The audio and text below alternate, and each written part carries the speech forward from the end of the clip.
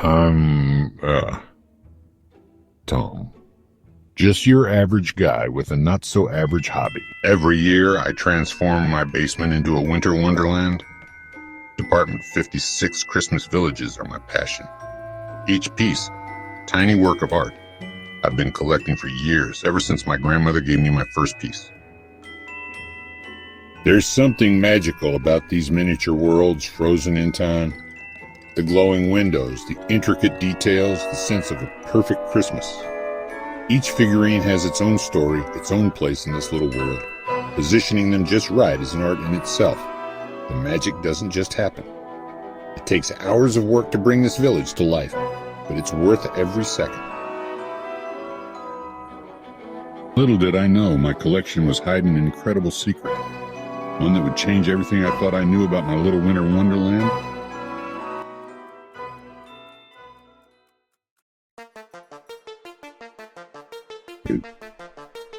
It was a cold December night when everything changed. I had just finished setting up a new section, a quaint little bakery next to the church. As I climbed the stairs, feeling satisfied with my work, the lights flickered. I couldn't help but smile at what I'd created. Suddenly, the power went out, plunging the house into darkness. At first, I thought it was just the storm outside. But then, as I fumbled for a flashlight, I heard something unusual. Tiny voices and the sound of miniature footsteps echoed from the basement. My heart raced. Was I imagining things? Slowly, carefully, I made my way back down the stairs. My hand trembled as I reached for the doorknob. What I saw when I opened that door, it was beyond belief. My Christmas village was alive. The tiny people were moving, talking, living. I watched in awe as a miniature drama unfolded before my eyes.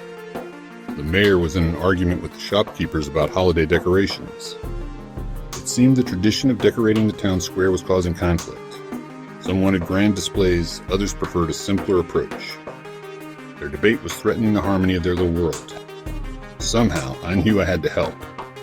But how could I intervene in their tiny world? Then it hit me. I had some unused decorations in my collection. Carefully, oh so carefully, I reached into the village.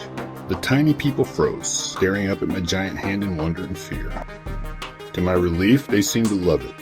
The mayor shook hands with the shopkeepers, their argument forgotten in the face of this miraculous intervention. As I watched their joy, I realized something profound. Sometimes, the most magical moments come when we least expect them, and in the smallest of places. My little village had taught me a big lesson about compromise and community. I placed a beautiful glowing fountain in the center of the square. Around it, I arranged benches and lampposts, creating a cozy gathering spot. Finally, I added a miniature Christmas tree just the right size for them. The villagers were amazed, their quarrel forgotten in the face of this miracle. The mayor shook hands with the shopkeepers, their argument resolved. For hours, I watched their celebrations, their tiny lives playing out before me. But now I knew the truth. My hobby wasn't just a collection of figurines. It was a living, breathing world that came alive with the spirit of Christmas. From that day on, every piece I placed had new meaning. Every tiny face held the promise of a secret life, a hidden story. My basement wasn't just a display anymore. It was a gateway to magic. And as for me, I was no longer just a collector. I was a guardian of a miniature world, a keeper of Christmas magic. So next time you see a Christmas village display, look closely. You never know what secrets it might be hiding when the lights go out.